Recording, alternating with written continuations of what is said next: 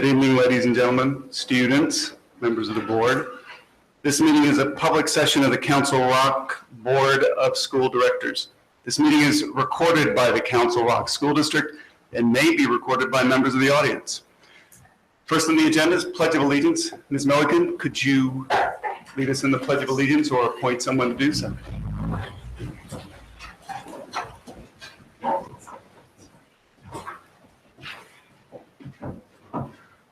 Pledge allegiance to the flag of the United States of America and to the republic for which it stands, one nation, under God, indivisible, with liberty and justice for all. Remain standing, please, for our national anthem.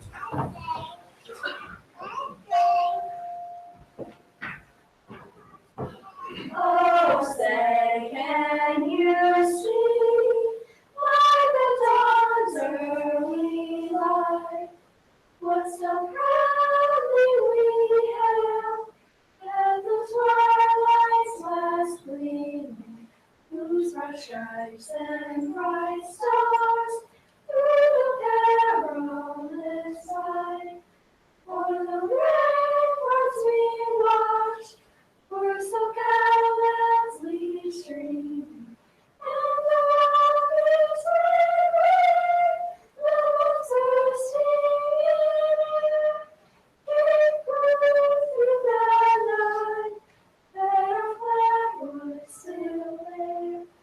Oh, stay just as stars spangled banner yet wave, for the land of the free and the home of the brave.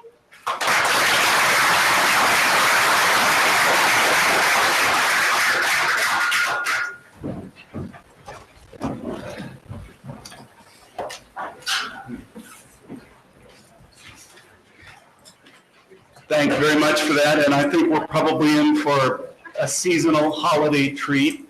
Yes, good evening. I'm Mrs. Durham, and I'm the band director for the Elementary School. This is our low brass 6th grade ensemble. For changing it to play a melody, this is a piece I arranged called Deck the Halls with Jingle Bells. 1, 2, 3, and.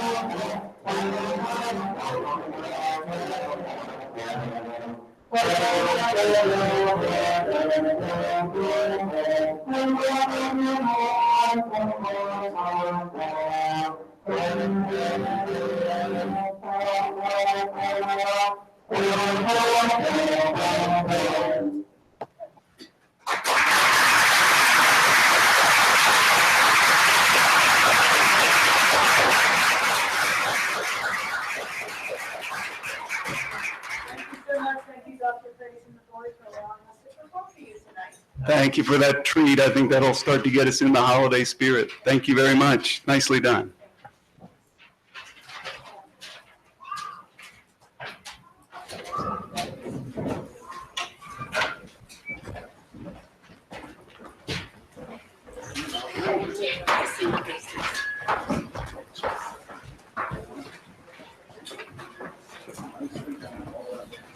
Very good.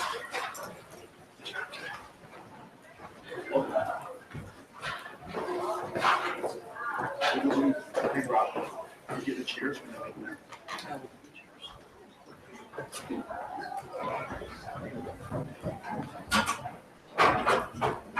Ms. Rice, could we have a roll call, please?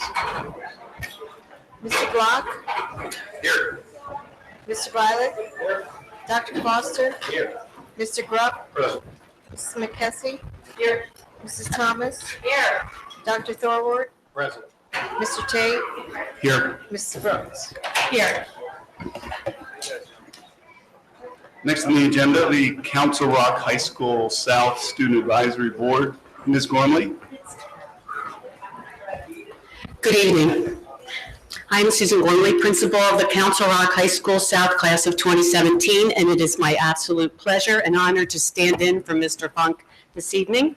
Sitting before you are 5 awesome representatives from our Student Advisory Board. They have each prepared a summary of updates about Council Rock High School South to share with you tonight. Carly Marie Fullerton is our representative from MBIT. Nick Melavoy represents our 9th grade, Brianna Kirk, 10th grade, Hannah Devlin from 11th grade, and Felicia Wilkoff serves as our 12th grade representative. Thank you for inviting our students here and allowing them to showcase some great happenings at CR South. Hello, my name is Carly Marie Fullerton. I'm a senior at Council Rock South, and I am also a level 300 student in the Dental Occupations program. MBIT's annual open house is scheduled for Thursday, January 5th from 7 to 9 p.m. The snow day is scheduled for Thursday, January 12th. Students, parents, and community members are all invited to come and explore MBIT's career and technical programs. This is a great opportunity to engage in hands-on activities that highlight skills taught in each of our programs. MBIT had 31 students participate in the 2016 Skills USA District 2 Leadership Conference in November. Skills USA is a national organization for students in trade, industrial, and technical education. In addition to the knowledge and skills gained during the conference, students had the opportunity to participate in competitions focusing on leadership and school spirit. Middlebucks Institute of Technology was delighted to bring home gold, silver, and bronze medals for our school cheer and team spirit. Salon Extreme, the MBIT student-run cosmetology clinic, held its annual fundraising event on Monday, November 14th. The event included salon services provided by the cosmetology students as well as salon products available for purchase. Proceeds raised through the event will go to pancreatic cancer awareness. We are looking forward to having school counselors from our sending schools attend this year's Counselor in Service scheduled for Friday, December 16th. Counselors are updated on the new initiatives at MBIT for next year, as well as participate in activities involving our various programs. I would like to remind the community that they can learn more about the latest happenings at MBIT by liking us on Facebook, following us on Twitter, and viewing our videos on YouTube. Thank you.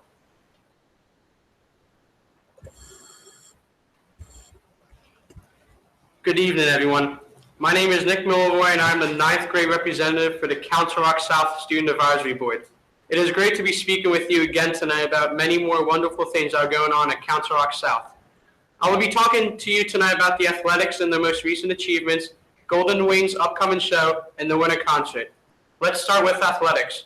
The wrestling team placed 5th this past weekend at the Cumberland Valley Kickoff Classic.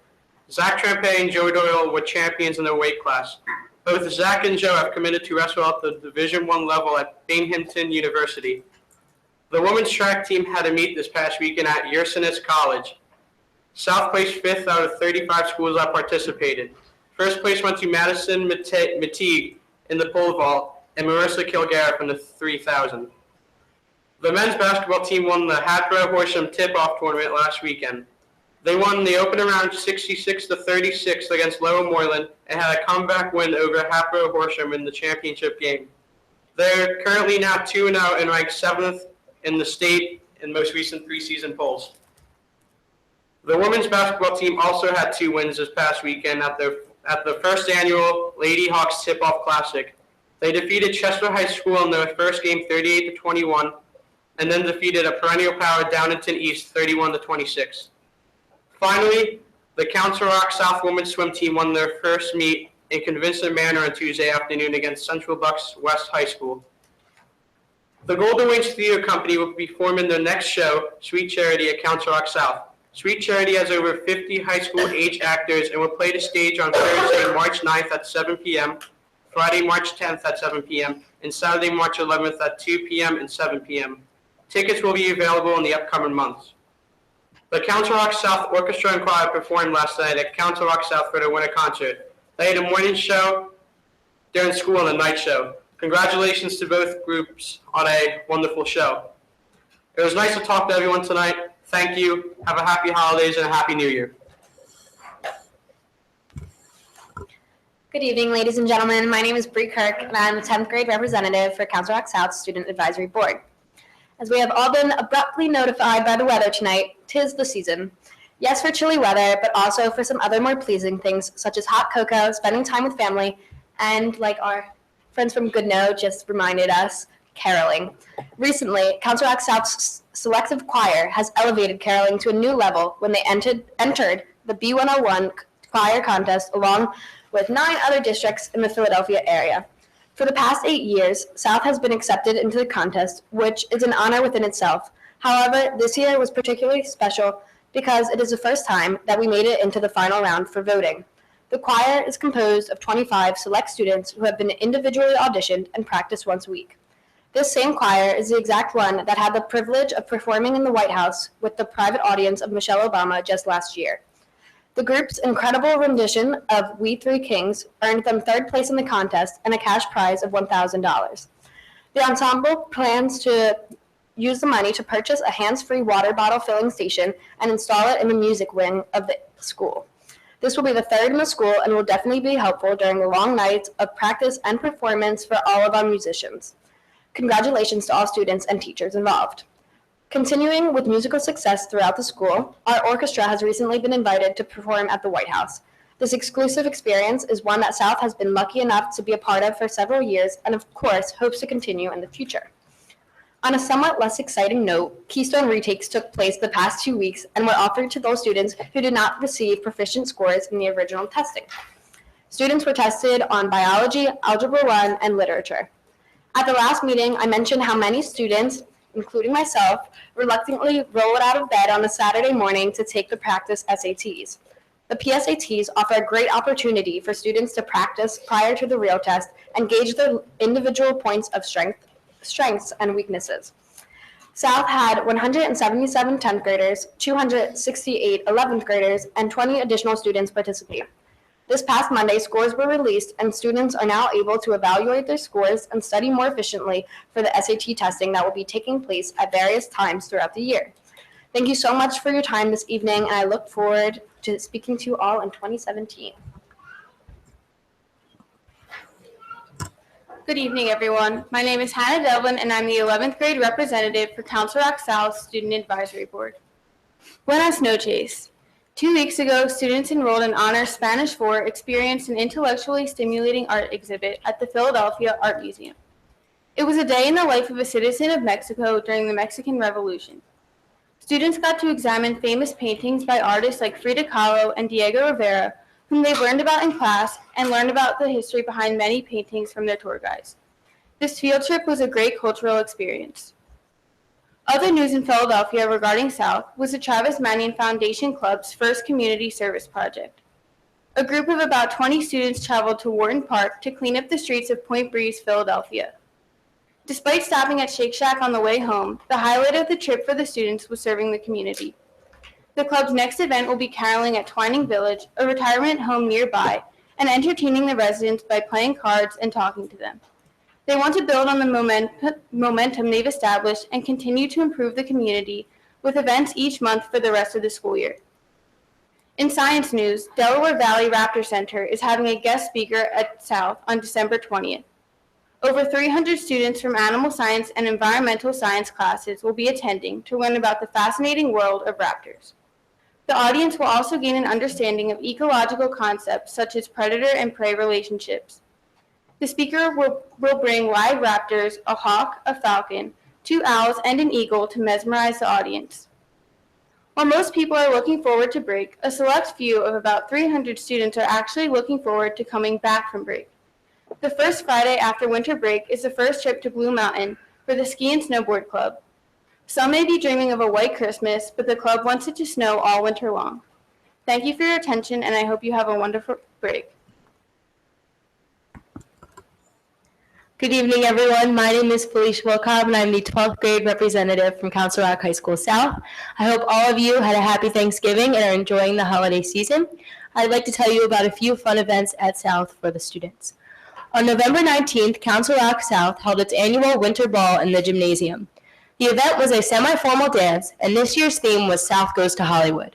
Many volunteers from all grades spent long nights preparing and decorating for the dance. Hundreds of students attended the dance and enjoyed eating delicious food and dancing all night. Winter Ball was an exciting and successful night filled with great fun and many memories. While the junior class was preparing for the Winter Ball, the senior class was continuing the process of planning the senior class trip. Our countdown has finally reached the 2-digit mark, and in 95 days, the seniors will be in the most magical place on earth. The seniors will be in Disney World from March 21st to March 25th. Room assignments have been made, and we are one payment away from being ready for Disney. The senior class is trying their best to contain their excitement while anxiously awaiting what might be the best school field trip ever. Although there have been so many fun events at South, there's clearly one thing that all South students have on their minds, and that is winter break. Friday, December 23rd is the last day for South students, and all students return on Tuesday, January 3rd. South students are eager to spend time with their family and friends, go on vacation, and especially catch up on some much-needed sleep. I hope all of you have a wonderful holiday and have a happy and healthy New Year. Sorry, I'm like sick, so I can't really talk. I look forward to reporting to you at future board meetings in 2017. Thank you.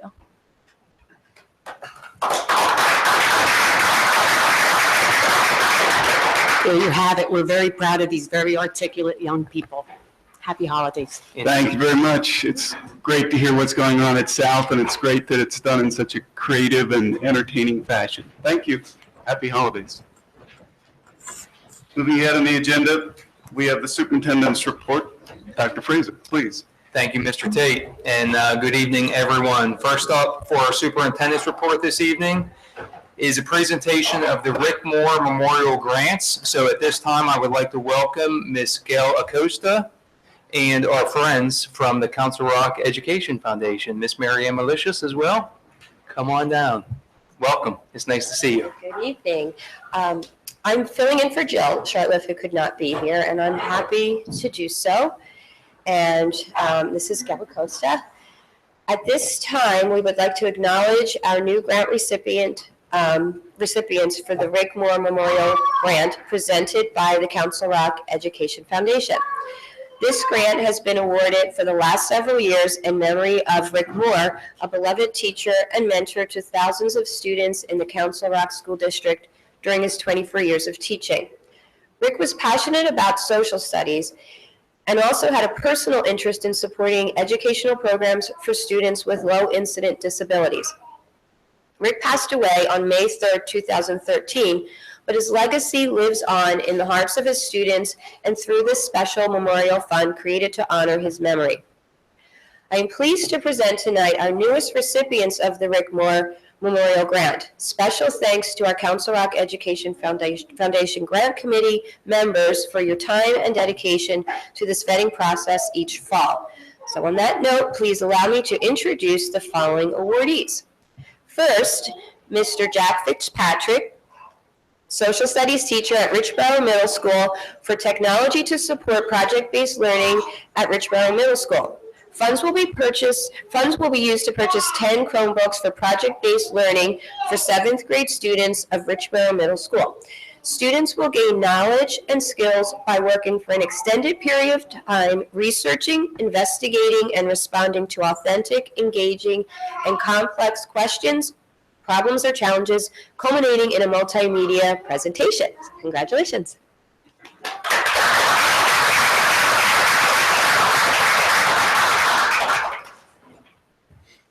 And next, we have Ms. Althea Tomlinson for 21st Century Skills for All, Council Rock North. 11 Chromebooks for $2,500. This project will expand her partially blended classroom to freshman students in a special education inclusion setting. The objective is to prepare all of her students for college and career through exposure to the 21st century environments. Through the opportunity to regularly use the internet-based technology of Chromebooks within a structured classroom setting, students will develop the skills necessary for future success. Congratulations.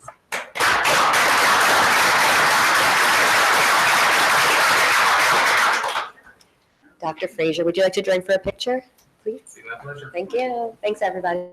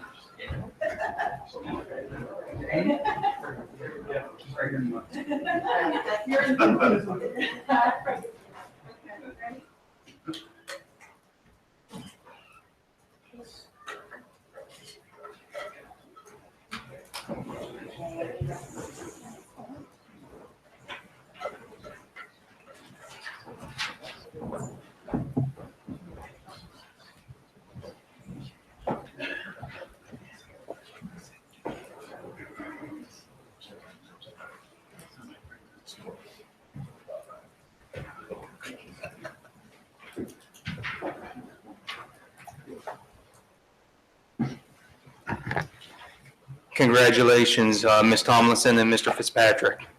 Very well deserved. In terms of our upcoming school schedule, you heard Felicia from South talk about it so eloquently. I will once again remind everyone that we do have a full week of school next week, and then we will be on break the week thereafter for our winter break and reopening on Tuesday, January 3rd. We certainly do wish everyone a most happy holiday season and certainly wish all of our students a very merry time while they're away from school over our upcoming winter break. Once we return from break, we will be discussing, please know, the process of master capital planning on two separate occasions. The first will be at our upcoming facilities committee meeting on Thursday, January 5th. And the next will be the next time we're back in this room on Thursday, January 19th. So again, talking about the process of master capital planning in greater detail than we have in the past, first on January 5th at the facilities committee meeting, and then again at the school board meeting on Thursday, January 19th. Also this evening, we would like to provide an update to the community on our home access center system, commonly known as HACC. As some of you know, we have experienced some difficulties with that system during high impact times, such as during report card delivery times. We're about 6 weeks away from the next time that report cards are due. A lot of work has been going on behind the scenes to get ready for that next time, which I believe is coming up on February 3rd. And so to speak to that work, I've asked Mr. Desko to provide a few comments, please. So as Dr. Frazier indicated, we have had some issues with Home Access Center recently when report cards opened in November. However, that was not the first time we've experienced issues with HACC, but it was indeed the most difficult time we had in providing that information to our parents. So first, I'll apologize and say to you that we recognize how frustrating that is, and we are working diligently to try to correct the errors. I will compliment Mr. Fredrickson and Mr. Kargas. They have spent significant time working behind the scenes with the folks from SunGuard, trying to troubleshoot and bring about a resolution. And I'll also compliment SunGuard because they've been very responsive and certainly very supportive in working with us on our time schedule. So some of the things that have gone on and are currently going on that we hope and anticipate will correct the problems that we've experienced. One, we're working directly with the SunGuard engineers and are reconfiguring our servers and are building them to the specifications and using the resources that we can dedicate specifically to this software environment, and built all at SunGuard's direction and recommendation to us. Second, we've added hardware that we hope will help to handle the spike in user activity. Again, that was based on SunGuard's recommendations. Both of our technology departments are performing additional internal testing that we are trying to use. We're contacting other large districts that use eSchool Plus, the product that we have from SunGuard, trying to check on their configuration of their hardware and if and when they are experiencing any slowness in their use of the program. And then lastly, SunGuard engineers will be monitoring our activity directly from their site when we open up report cards on February 3rd, so they can, if we experience any problems, intervene immediately and not use a support call from us to get that process started. So I'm relatively new in some of this conversation about hardware. Mr. Fredrickson's been working directly if you have any specific questions about that. But in short, we're feeling at least good that we have found some of what we believe, some of the issues that have helped to contribute to this, and hopefully are putting into place the fixes that will allow us not to experience this moving forward. Okay. Thank you, Mr. Desko. And finally, this evening, to end my superintendent's report, we want to let everyone know that, quite unfortunately, we experienced the very sad and untimely passing of one of our employees. Teaching assistant Janice Atkinson from Marine M. Welsh Elementary School since our last school board meeting. Our condolences certainly go out to Janice's family and friends during this most difficult time. So please know that our hearts are with you. Our thoughts continue to be with you during these very, very difficult times for you and all those around you. Thank you. Thank you, Dr. Fraser. And I'd like to also, on behalf of the board, thank the Council Rock Education Foundation for their continuing support of our teachers in the district. That was a terrific pair of gifts. Next is public comment. Public comment is an opportunity for members of the public to address the board. We would ask that you limit your comments to no longer than 3 minutes. Please consider the fact that there may be young children in the audience or watching this broadcast live on CRTV when speaking. It is our goal to maintain a respectful environment so that our members of our community have an equal opportunity to address the board without interruption. While the board welcomes your ideas and will consider them in deliberating an issue, we may not respond to your comments or questions. We have one person signed up for public comment, Margaret Zhang.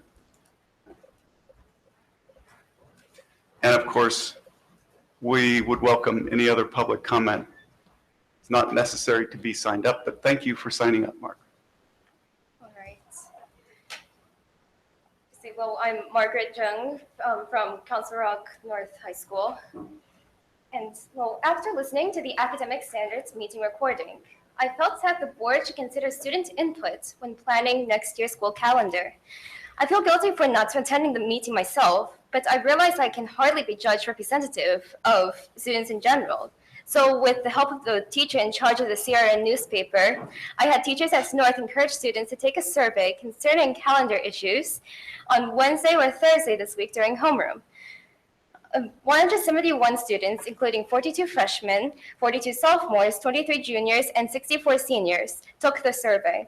I found that 63% of students surveyed preferred school to start after Labor Day next year, and that 55% preferring that choice indicated strong preference over the alternative, whereas only 32% of those preferring a before Labor Day start strongly preferred their choice. 29%, a plurality of students, strongly disapproved of using President's Day to make up a school cancellation, but the responses for this question were fairly evenly spread compared to the responses to the question about having the first 2 days of spring break be makeup days, for which 60% of students indicated strong disapproval. 89% of students responded that it was very or moderately important to them for school to end, quote, as early as possible in June. However, in hindsight, I realized that wording is vague and probably biased towards the opinion that an early end of the school year is important. However, since seniors may be more concerned with the timely graduation date, I did analyze if there were significant differences among grade levels in responses to that last question. And considering the unfortunately small sample size I had for some grade levels, I could not conclude that any existed. However, that doesn't mean that nothing does exist. Since the data suggests that students at North would largely approve of the current draft calendar, I don't expect that my survey results would have much effect on the current deliberation of the district calendar, but I hope that my participation this evening reminds you that students have important opinions to share about school, and thus should not be forgotten in educational decision-making. Thank you. Thank you, Margaret. Is there any other public comment? If not, I do have things too. please.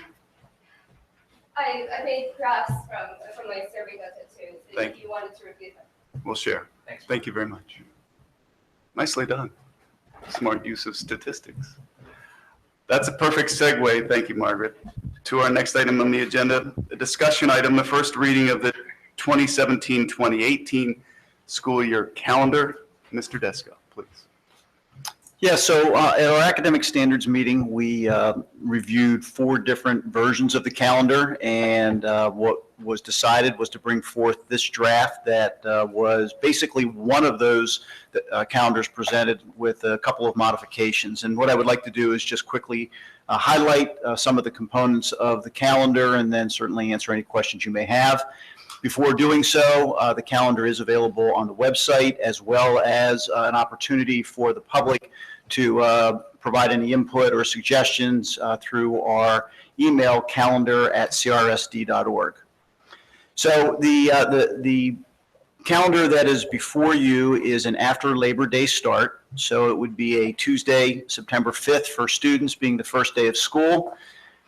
Much of the calendar is pretty typical of what we've done in the past in terms of when we would have in-service days, various holidays recognized, etc. One of the additions that was put into place this current year, and we would continue in this proposal, is that both election days would be off, both the general election as well as the primary.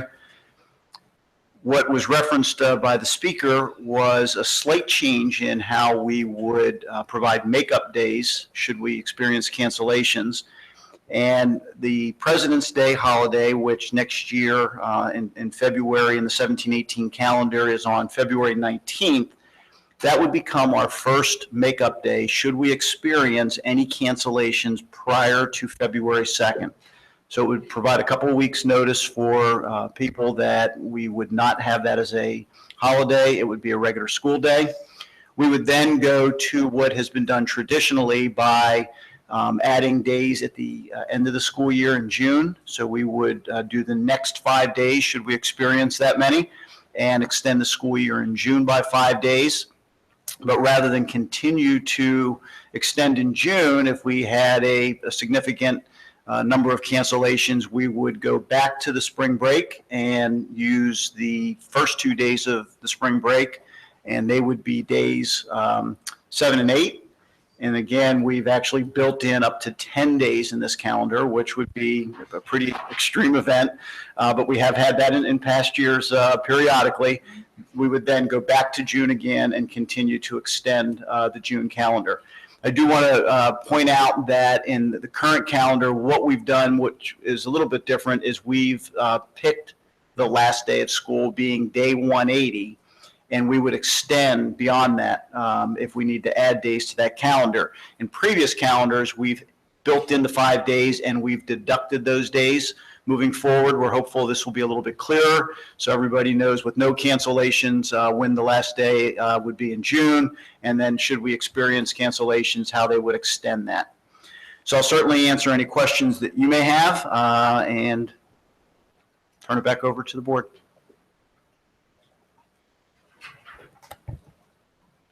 Since this is new, and last day moves or could potentially move, when it starts to move, can we get that in the listserv early? I mean, just because it's new, so people know. Yeah, in It's fact, shifting.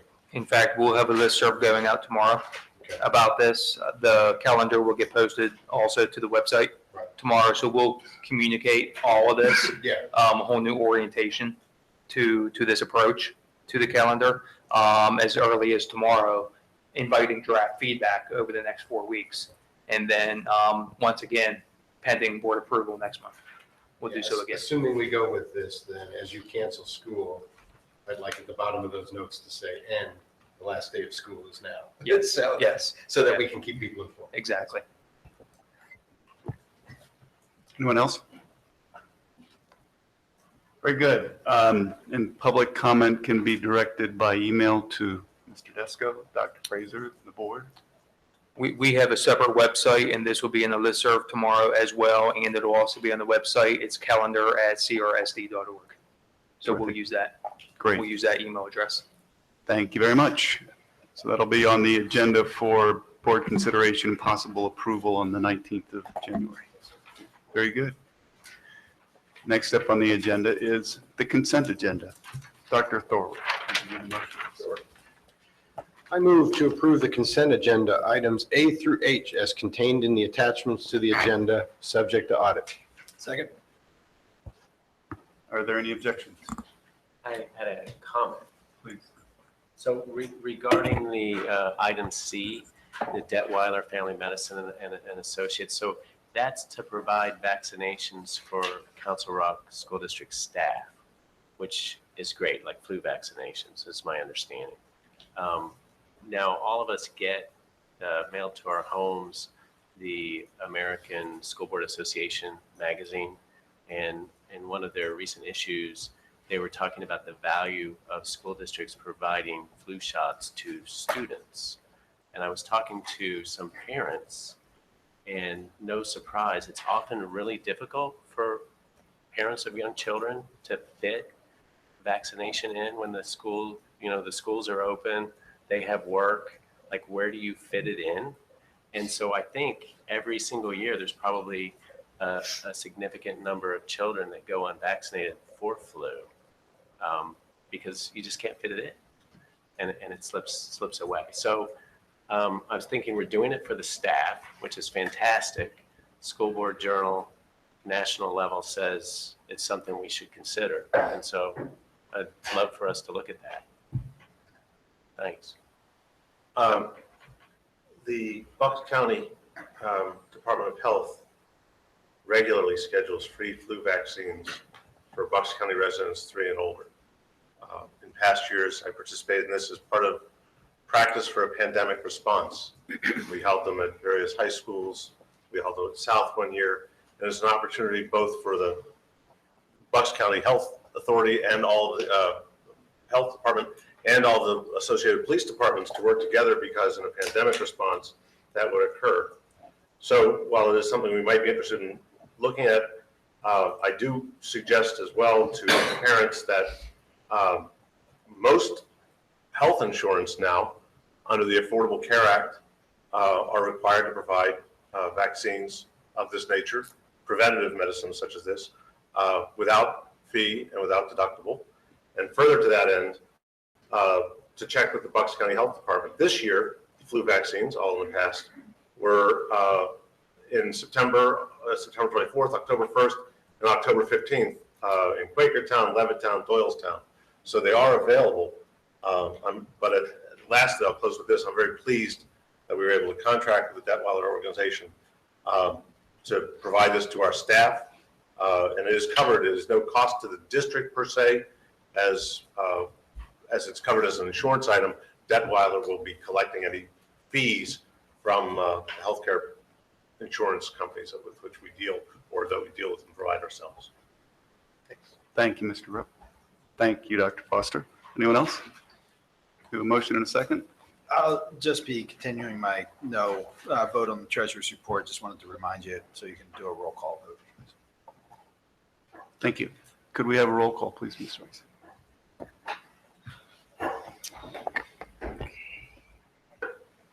Dr. Foster, Yes. Mr. Grubb, Yep. Ms. McKessie, Yes. Mrs. Thomas, Yes. Dr. Thorwart, Yes. Mr. Tate, Yes. Mrs. Brooks, Yes. Mr. Block, Yes. Mr. Violet. Yes, with the exception of item F, approval of the treasurer's report. Thank you very much. Next on the agenda, personnel actions and EDRPP payments. Ms. Brooks, would you take this? I move to approve the personnel actions and EDRPP payments as contained in the attachments to this agenda. Second. Any objections? I just had, I had a comment.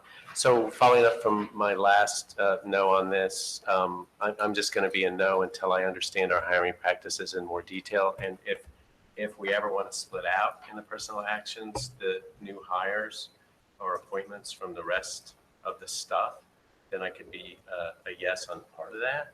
But meanwhile, I'll be a no. Thank you. So a roll call, please, Ms. Rice. Mr. Grubb, Yes. Ms. McKessie, Yes. Mrs. Thomas, Yes. Dr. Thorwart, Yes. Mr. Tate, Yes. Mrs. Brooks, Yes. Mr. Block, Yes. Mr. Violet, Yes. Dr. Foster. No. Thank you. Next on the agenda, approval of professional substitute per diem rate. Ms. McKessie, would you read the motion, please? I move to approve the increase of the professional substitute per diem rate to be increased as described above, subject to audit. Second. Thank you. Ms. Trioli and Mr. Reinhardt gave us a great detailed presentation on this issue at the last Finance Committee meeting, I think it was. And Ms. Trioli, could you give us a summary, please? Absolutely. I first want to say thank you so much to the school board for considering this much needed increase to our professional substitute rate. I'm going to just briefly summarize what we talked about on December the 1st in finance and just try to highlight the most salient and important pieces. So over the course of the last 2 years, we've experienced a very steep decline in our fill rates for our professional absences. In 2013, we were enjoying fill rates in the high 90s to low 90s and doing very well. Over the course of the last 2 years, this year in particular, we're struggling to have a fill rate of 60% for our professional absences. The negative effect of having such a high percentage of absences unfilled is great. It affects our students, our programs, our services. We've been very fortunate that we have such a fantastic staff who come together every day to make it work despite the shortfall. Our teachers have suffered the repeated loss of their prep time. They're teaching large sections at times in order to provide coverage. Our teacher assistants, our administrators are all stepping in across the district to make things work. There's several reasons why we're seeing such a steep decline. Very briefly, namely, one of the main reasons is that both in Pennsylvania and nationwide, we're seeing a shortage of teachers. A recent survey that the PA Department of Education released revealed that in 2011, there were 60,000 certificates issued in Pennsylvania. That number in just 4 years dropped to 23,000. So those statistics show you that there is a steep decline in the number of certified teachers just here in Pennsylvania. And across the country, we're seeing similar trends. College students are not majoring in education.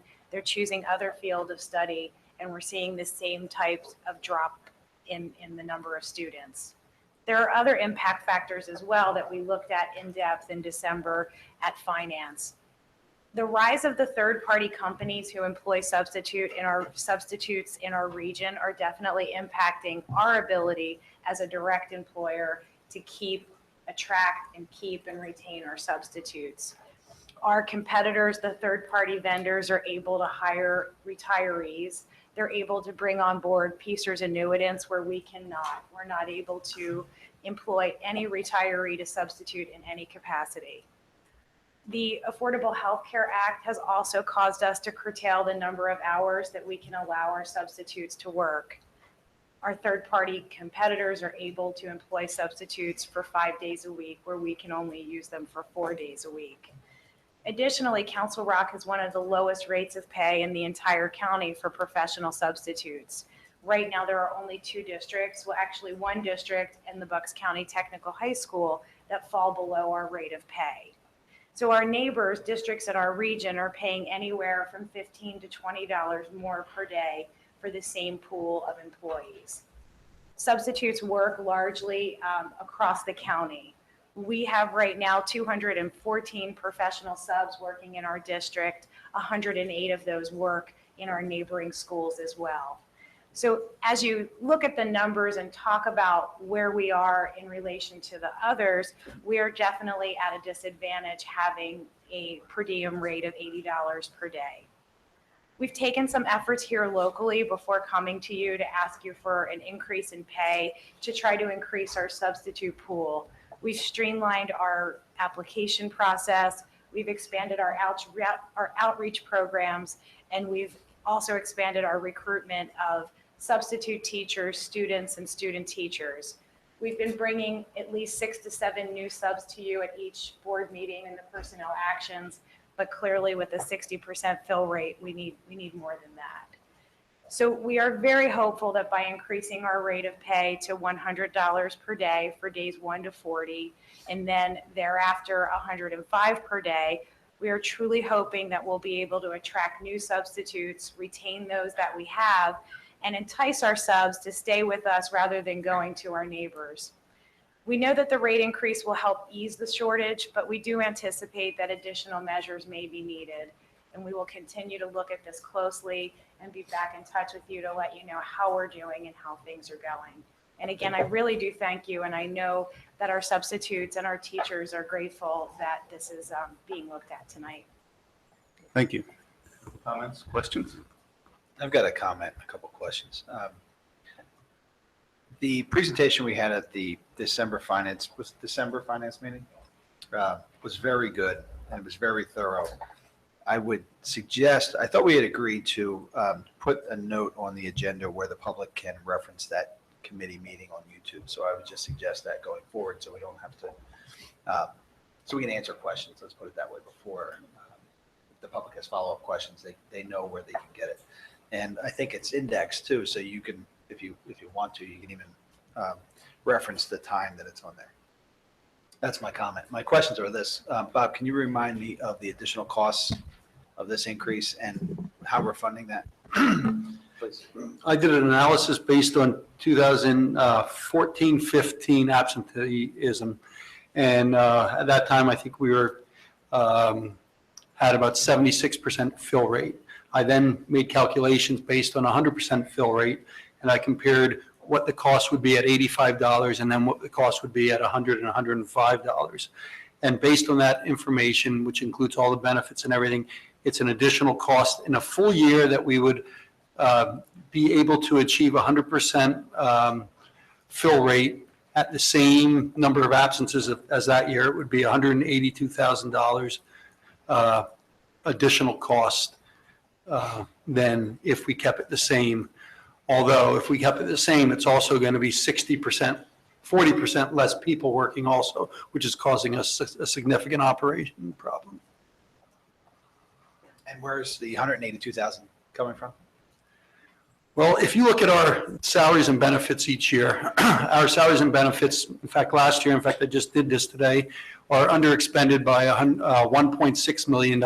And I would just tell you that I believe the funds would come from the conservative budgeting we have. And I believe that we'll continue to budget that way, and I believe that's where the money would come from.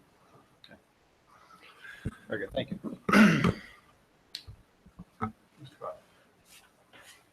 This, it's interesting. We certainly identified a problem, which is our fill rate, and we've targeted this as a solution. So I guess my query is, and I'll look at Kyle, who's now the chair of the academic standards. This is something which affects the way the classrooms run, and so I would like to think that we could get maybe information, maybe at academic standards, on how the fill rate is tracking each month. Because if this works, that's great. And if it doesn't work, at the meeting, you talked about some additional or alternative measures. And I want to not just be that, hey, look, we raised the number and we let it go, because I am hopeful that it will work. But if it doesn't, I don't want to wait until we get to the disparity we had now with the 85 versus 100 and 105 to find out it's not working. So if you could, again, I'll look to Kyle for a nod of agreement, just to present that on an ongoing basis, how your fill rate's tracking, that'd be great. I would be more than happy to do that. And I will say, as I said, I think last Thursday or 2 Thursdays ago, that I don't know that this is going to solve it. I do hope that it stops the position that we're in right now and brings us to a better place. But I think that the teacher shortage is going to necessitate greater efforts, not only in our substitution pool, but in our professional pool as well. So I will absolutely be happy to bring the data back to you whenever you would like. That'd be great. And then your other point is well taken, and that may have some complementary perspective to Dr. Foster's queries regarding how we acquire and how we take on new teachers. So I think it all works well together. I hope that academic standards is the right place to keep an eye on that, to look at that going forward. Other comments, questions? I had a comment, maybe a question. No, it's a comment. So we talked at the academic standards meeting about, and Mr. referenced it somewhat, is can we align our strategy for hiring subs with our hiring strategy in general, since being a substitute is often a gateway to being, a long-term sub and then a teacher in the district. And so my understanding, and also it's my understanding that Mrs. Trioli has looked into this with surrounding districts. There are surrounding districts that have a strategy for using their subs in that way, in that they have their go-to subs that they think that may have a future in the district, is my understanding, and they arrange their availability to coincide with known historical high use periods, like Fridays and Mondays and around holidays. Like we know when we need subs often historically. And that furthermore, by looking at that carefully, you can incorporate at not a great additional cost concepts like area and building substitutes. And so I know Mrs. Trioli is looking into that more, and I thank her for it. Thank you. Thank you, Dr. Foster. Are there any objections? Do we need a roll call? We do. Ms. Rice, please. Mrs. McKessie? Yes.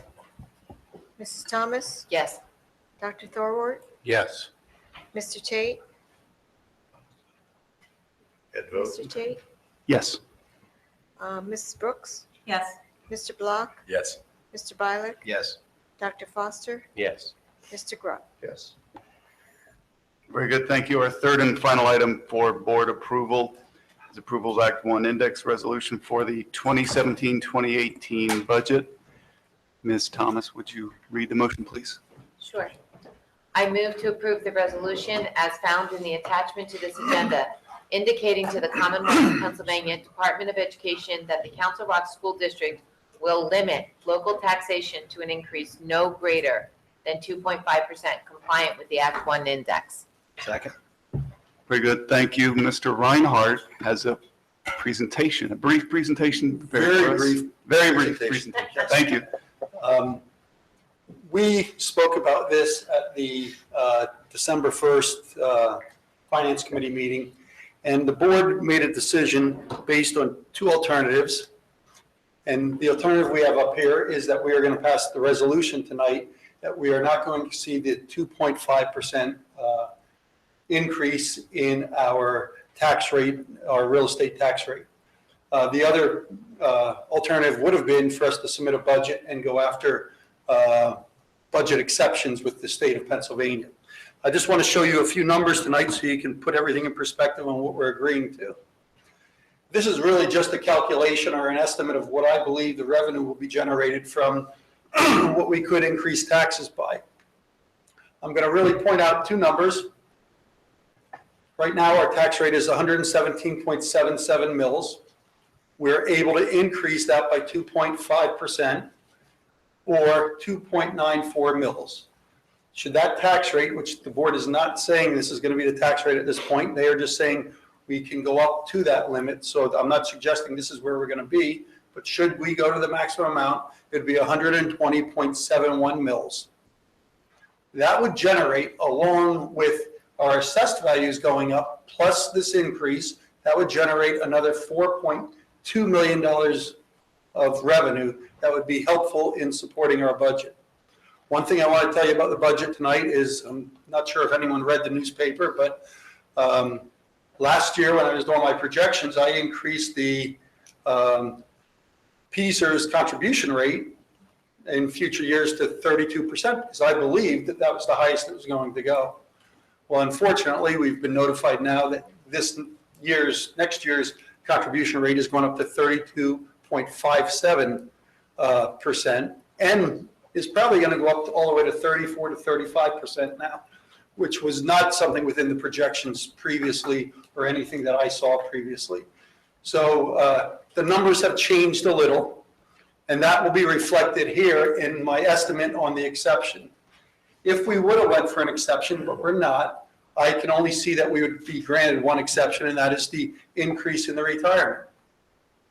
So now, instead of using 32% as I did as an assumption, I'm using the 32.57%. And as you go down, I'm not going to go through all the calculations, but in the past, I was showing you that we could only generate another $600,000 of revenue because I thought the rate was only going to be 32. Well, now because the rate went up so high, we could have went for an exception and been granted almost $1 million. Doesn't matter, but I just wanted you to understand where I was when we met on December 1st and where we are today. That's all I have to talk about tonight. I was very brief, but I just want to put it in perspective for the public on where we are with this. Does anyone have any questions for me? I just want to make one clarification, and maybe it's just terms. The board is not voting tonight to potentially raise taxes up to a number. What the board is voting for tonight is not to ask the state for an exception to exceed a predetermined number of, what is it, 2.5%? That's well said. So that's all all we're voting for tonight is not to ask for state authorization to exceed that number. We've made no commitment about going to the limit or not going to the limit. You know, that is not what the motion is tonight. The motion is that we are not asking the state to go beyond the limits that were set by the State Department of Education. Much better said than me.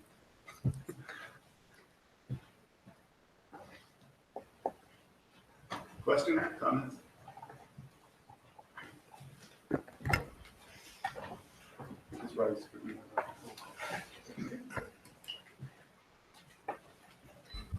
Mrs. Brooks? Yes. Mr. Block? Yes. Mr. Byler? Yes. Dr. Foster? Yes. Mr. Grubb? Yes. Mrs. McKessie? Yes. Mrs. Thomas?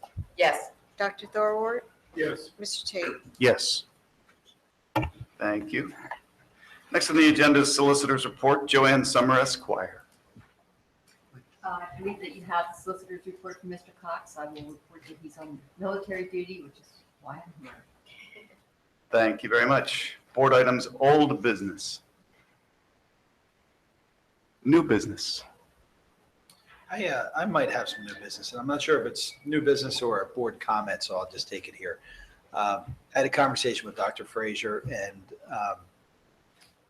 Beth Lynch, our teacher, and I think the director of, I'm sorry? Curriculum coordinator. I'm sorry, I didn't say director, but not curriculum coordinator. So when I shifted from that side of the board table to this side of the board table, I missed the beautiful windows that we look at here, and these walls are pretty stark. So I had asked Beth if maybe we could do a mural on that wall, and it was an opportunity to maybe include some of the diversity issues that we've been working through, and we can highlight that there. So Beth's come back with a couple different ideas, and there will be some costs. So I just ask the board if that's something you have an objection with. I think her idea is it's something that's temporary and can be changed, but I think it'll make this room a little more beautiful and showcase the artwork that our kids are capable of doing. So I'd like to continue down that path with her and the administration if no one objects. So you're not paying? Well, I'll be happy to chip in something. You do every year. I do every year. Yes, we all do. Great idea. You know, it's come up, it doesn't come up very frequently as a topic of discussion. And I can't remember the last time this board considered it. And I wonder if ROTC programs still exist in high schools in the state, in this country. And, you know, more and more I see, my perception is that there's a higher percentage of our students over time who going into military service following high school. And, you know, a couple of years ago, I visited with Marines and, you know, I had talked with the Marine Corps recruiters, and, you know, a lot of people would go in out of high school as an enlisted person, you know, that would be their categorization. And I wonder if we should or could consider looking at an ROTC program, which then often would feed into a college ROTC program, which prepares someone to be an officer in the military, one of the military branches. So I just wonder, I don't recall, and maybe Denise, you've done this quite a while as well. I don't recall that we ever had an ROTC program. I know in my high school we did, and those were different times. Actually, those were different times. So I wonder if it's something we could consider. Dr. Frazier, I don't know that where you came from had one or did not have one. It did not have one either. Because I see a difference. I see, or at least I perceive, a higher level of patriotism over time. So our students have become more engaged in a patriotic perspective. And I'd like to understand what the impact would be financially, and potentially as a benefit to the students who might want to do it. Is it something, would anybody be open to considering and looking at what it would be? I did actually, you know what, I actually looked into that about 4 years ago because a member of the community asked me to. And I called up the ROTC program. And the challenge, and I can't remember the exact facts, but here was the difficulty. We basically have to pay for the program. So the instructor that comes, it's a significant investment, an ongoing investment for the district. And so there's not like a free trial period of any significant length. And so this is a person that we will have to pay their salary and benefits. And then when you look at the percent draw that the military services are getting from different schools and districts across Pennsylvania, we are way off the chart in terms of very little participation. And so they're going where they've had past success. So there's a little bit of convincing we would have to do to assure them that we would have enough students actually participate. I mean, because if they run a program, they want people joining. And so there were those kind of issues. And I'm just throwing it out there. I think it's a good idea. I thought it was a good idea then, and I'd be interested in it, but there were some challenges. I agree, and actually that actually is one of the reasons I think of it, which is the potential for leadership training and the potential to segue into an ROTC program. College education is frightfully expensive. If you've got a good constellation of patriotism, scholarship. These things can go together, and intelligence, these things can go together to work for a student's benefit. So that's, if you, it's not your highest priority by any means, but if it's something you consider in your non-existing spare time, I would appreciate that. All right, can I just comment? So, Mr. Grubb, why wouldn't you check into it and take the ball with, run? I'd like to hear more. But I think and please don't take this as an attack, but to hand it off to the administration and say, when you have a chance, look at it. If you have an interest, I wouldn't have a problem. I don't know if any other board member would have a problem with you investigating it. I can look into it, but my point is, as a district, we hire professionals in education. There may be other aspects other than finance, and maybe how would they tie that into our education? What are the requirements for the instructor that they need to balance and understand? They're also in touch with many more districts at a different level, an administrative level, that Ms. Elliott, Dr. Frazier, Dr. Elliott, Dr. Frazier, in a phone call to someone in a comparable position, can get more answers than I can ferret out, because they have the connectivity to those people. The other thing is, we hire professionals. I don't want the district run by amateurs. I want to rely on the professionals we hire to make decisions on education. That we ask or propose something at a high level, I want to rely upon their decision making. We hire people with PhDs and good degrees to do that work. Yeah, but we don't leave them much time, that's all. Well, thank you both. Are there any other new business items this evening? If not, we'll move ahead to committee reports. Academic Standards Committee, Ms. McKiss. Dr. Elliott and I just sat prior to the board meeting for a very brief period of time, so I don't have a whole lot to say, other than I will be reaching out to everybody to gather some feedback, and I have heard from some board members. The next meeting is January the 12th, and Dr. Elliott, I know we talked that at least probably most of what we will be discussing that evening has to do with diversity. And there was one other topic which has escaped me. Just a PLC update. Here we are. Sounds great. Thanks again for taking this on, Kyle. Sure. Facilities Committee, Dr. Thorwart. The meeting this month was canceled, so we'll have our next meeting, as Dr. Frazier described, January the 5th. Excellent. Finance Committee, Ms. Thomas. Yes, we talked about the Act One, we talked about the substitutes for most of the meeting. I missed something else? Yeah, there was something else. I don't remember now. I'll tell you in 2 seconds because here comes the agenda. The Budget Act One, the tax collectors, so I believe Mr. Bialik will be presenting some information from January based on our discussions. Our next meeting is January 5th. Be there, be square. Thank you. Hey, Robert, just to segue that, are we going to have enough time in that 1 hour for facilities? Do you have a big agenda for, the discussion of? Yeah, we'll need the hour. You'll need at least an hour, okay. If we need more time, we'll adjust the schedule. Okay. But, yeah, you're confident in an hour? Unless the capital planning discussion takes off. No, I don't believe it will on that night. No, I think the capital planning conversation would be more significant at the January 19th board meeting as opposed to that night.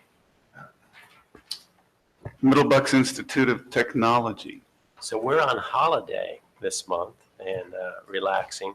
But as Ms. Fullerton said from the Student Advisory Board, open house is 7 p.m.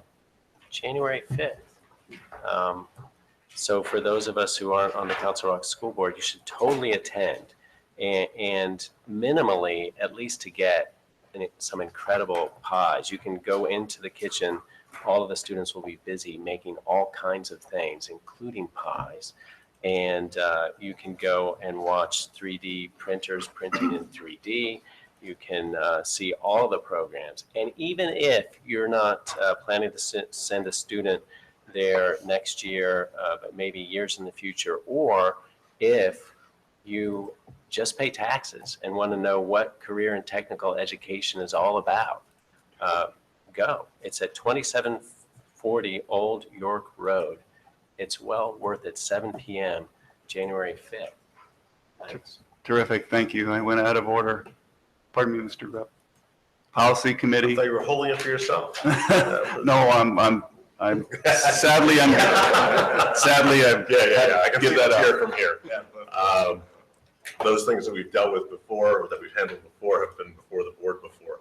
Our next meeting is scheduled for December 22nd at 7 p.m. It's nice to hear Mr. Thorward, Dr. Thorward ask, will an hour be enough for his meeting?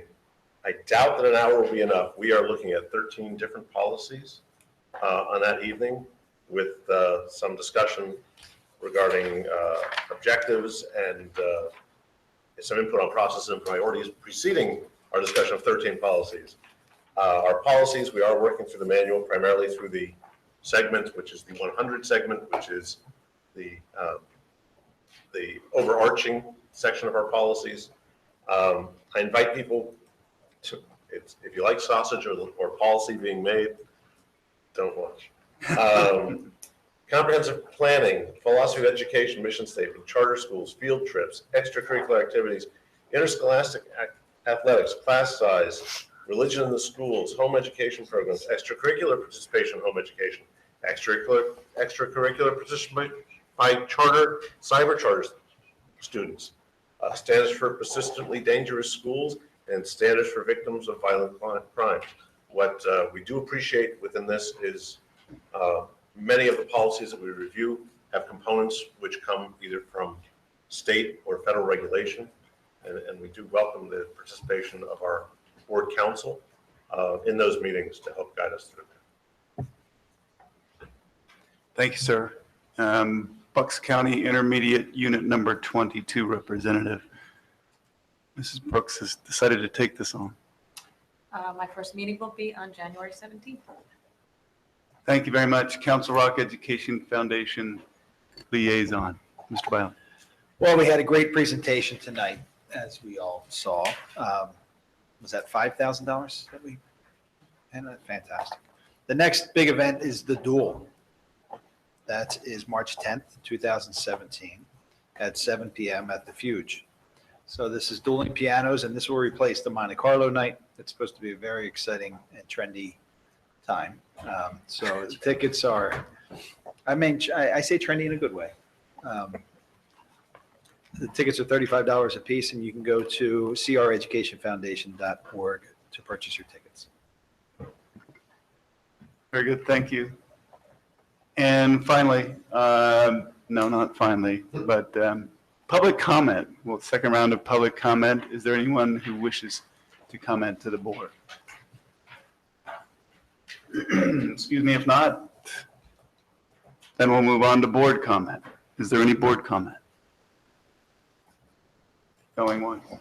I'm trying to look up an email. Okay, we can be patient. So the only remaining meeting of this board in committee or in full is next Thursday, December 22nd, Policy Committee. Maybe, okay, so wait, it's December 16th. Tomorrow, there's this IDEX training, right? So I know Mrs. Brooks signed up for it, and Mr. Tate already took it, and I did as well. So it is tomorrow. Anyone interested had a email link to sign up. Is it during the workday? I think it's sadly it's yeah, but it's only like a 20-minute thing. It's pretty fast. Are you aware if they record that though? Yeah. They're going to record this next one. They recorded the last one, and the recording shockingly failed. The audio failed. I know we've never had that happen here, but so they're going to try again, and so hopefully this one will take and be available. Great. All right, thank you. Any other comment? No? All right. Happy holidays all. This meeting's adjourned. I like it. That's good. Let's record those.